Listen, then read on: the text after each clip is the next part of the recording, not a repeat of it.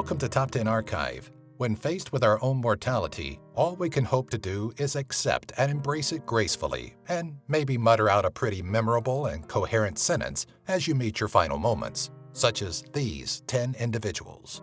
Number 10, Alexander the Great. Legendary ruler of the ancient Greek kingdom, Alexander the Great was credited with saying many great things in his life, so, of course, he did so as well as he was dying. Just moments before his death, Alexander stated, "To the strongest," after he was asked who should succeed him. This was in reference to the strongest of his generals, Crowderus. Number 9, James Brown. The godfather of soul, James Brown, surrounded by his family, died from congestive heart failure on Christmas 2006 at the age of 73.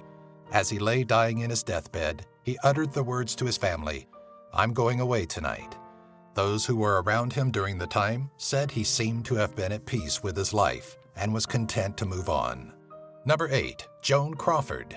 An actress of both film and theater, dancer and pinup model, Joan Crawford was and still is highly regarded by those in the industry. Diagnosed with cancer in her 70s, she would refuse medical treatment. 2 nurses who were employed for her, upon realizing she was dying, offered to say a prayer for her. In typical Joan Crawford manner, upon hearing them pray, declared, "Don't you dare ask God to help me," right before she passed. Number 7, Del Close. Legendary comedian and actor Del Close was an inspiration to many modern greats such as Bill Murray, Stephen Colbert, and the late Chris Farley. Laying upon his deathbed in a hospital, Del said, "Thank God, I'm tired of being the funniest person in the room," which were obviously intended to be his last words. However, due to circumstance, he let his friends and family know he wasn't comfortable, in which they said, "We're doing the best we can, Del." Then he spoke his last words, "You could have done better." Number 6, Steve Byrnes.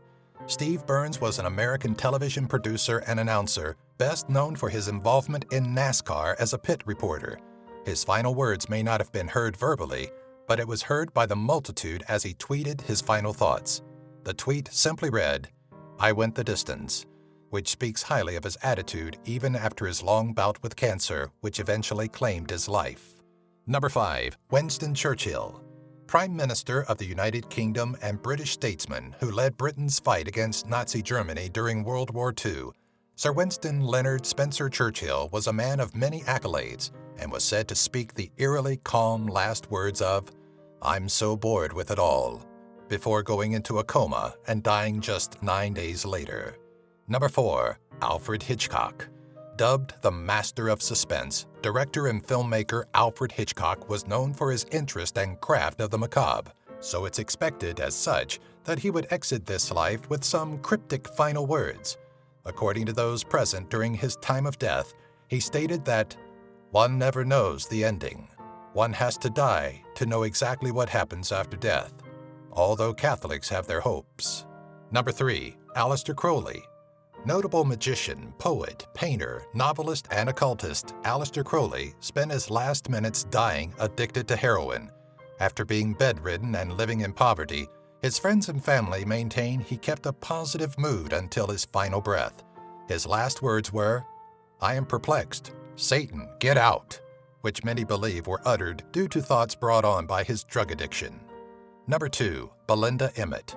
Shortly after Australian actress Belinda Emmett looked up at her weeping sister in the eyes, asking her, "Are you all right?" she would witness her last moment as she succumbed to her prolonged battle with breast cancer. This touching moment shows how compassionate and kind someone can be when faced with death. In the end, she just wanted to make sure her sister was fine. Number 1, Humphrey Bogart.